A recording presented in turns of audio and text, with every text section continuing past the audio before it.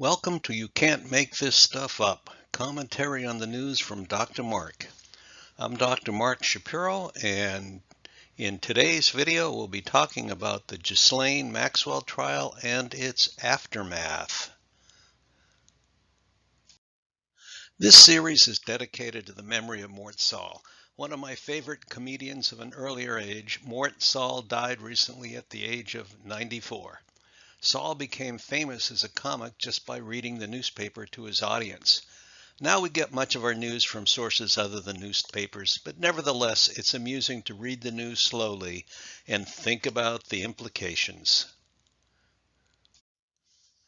We all know that Ghislaine Maxwell was convicted this past December in federal court for luring underage girls to be groomed for Jeffery Epstein to sexually abuse.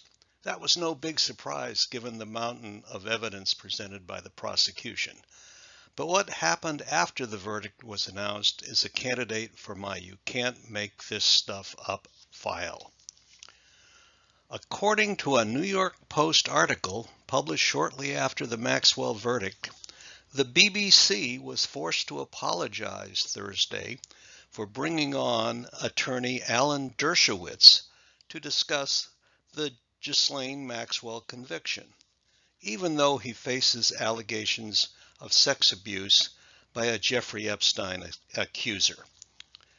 Dershowitz, who previously represented Epstein in his controversial wrist-slap 2008 plea deal, used his airtime on that Wednesday night to blast his accuser, Virginia Roberts Giuffre, as not credible. He said, "The most important thing for British viewers is that the government was very careful who it used as witnesses," he told viewers. "It did not use as a witness the woman who accused Prince Andrew, who accused me, who accused many other people, because the government didn't believe she was telling the truth." My reaction to the New York Post article is, why on earth did the BBC choose to interview Epstein's attorney and confidant, Alan Dershowitz, following Maxwell's conviction? Let me read to you the news from an item in a Crooks and Liars website post by John Amato. This was posted on July 10th, 2019. Alan Dershowitz is now in the middle of the firestorm after the Southern District of New York indicted his client on sex trafficking charges. All reports show Dershowitz vociferously defended Jeffery Epstein during the now infamous plea deal that Alex Acosta agreed to in 2008. It's safe to bet he spent a lot of time at Epstein's mansion preparing that defense. In an article in the Miami Herald, Julie K. Brown has uncovered the stories of at least 80 underage girls who Epstein recruited to his house of horrors at one time or another for his and others' pleasure.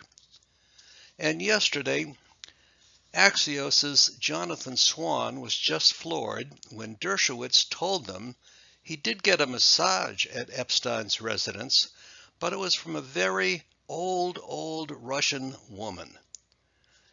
Swan had the same reaction that we all did, which is, what the hell is going on? It's insane. Now Dershowitz is adding more details to his story, and it's not doing him a lick of good. I can never watch this or rinse out my brain, and neither can you. Epstein's butler testified under oath that Dershowitz was present when underage girls were around, according to court filings.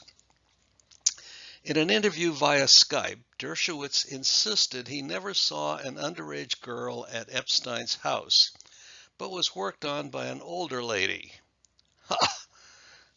Were there young women in another part of the house giving massages when I wasn't around? I have no idea of that, he said. I kept my underwear on during the massage. Dershowitz went on to stammer, I don't like massages particularly. First of all, It's not the massage that's the issue, but the sexual abuse and rape of young underage girls. Secondly, there's no way he's telling the truth. He's hemming and hawing like a kid caught red-handed with stolen candy. Dershowitz is approaching Trump-level creepiness. He should stop talking about it altogether, the way he'd tell a current client to do. And if you believe Alan Dershowitz, I mean, really, his story is worthy of 5 or 6 Pinocchios.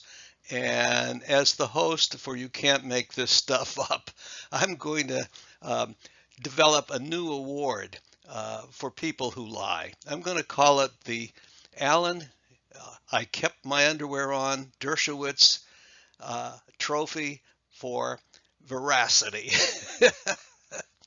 Now, speaking of Prince Andrew, we have this item from the New York Post on January 13th, 2022. Prince Andrew was told face-to-face by his mother, Queen Elizabeth, that he will no longer be known as His Royal Highness. The Post is told.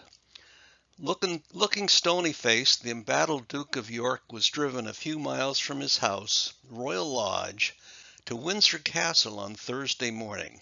There, the 95-year-old Queen broke the news to him that she was stripping her 61-year-old son of all his remaining military titles and royal patronages in the wake of the sex assault lawsuit brought against him by Virginia Roberts Jeffery. Andrew has denied the charges against him.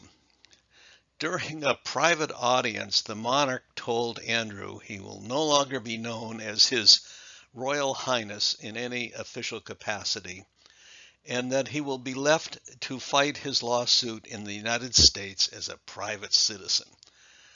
I think it's safe to conclude from that story that the prince has, as my mother might have said, become a pain in the royal derriere. And all I can say is I hope that Buckingham Palace has laid in an ample supply of Preparation H for the Queen. I hope you've enjoyed the first edition of You Can't Make This Stuff Up. And if you have comments and particularly suggestions about other topics for You Can't Make This Stuff Up, please post them in the comments section, and I'll be happy to read them. In addition, I hope you'll share this video with your friends, give it a like, and subscribe to my YouTube channel. I have a bunch of climate change videos on the channel now, and I'll have more of these. You Can't Make This Stuff Up. Thanks for watching.